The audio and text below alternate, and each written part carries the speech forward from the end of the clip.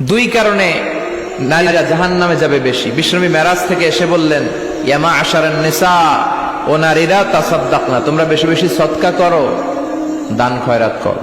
নারীরা বললেন কেন? আমাদের বললেন কেন?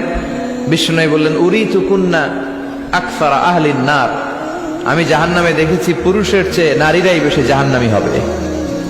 কি কারণে? দুইটা কারণ। তাকফুরনাল আশিরা, সবাই না, অধিকাংশ নারীরাই স্বামীর অস্বীকৃতি করে। স্বামী যা দেয় এতে সন্তুষ্ট থাকতে চায় না, আছে না নাই? স্বামীর কি চাকরি, কি ব্যবসা, তার উপার্জন কতটুকু, এটাও আপনার দেখার দরকার, আছে না নাই?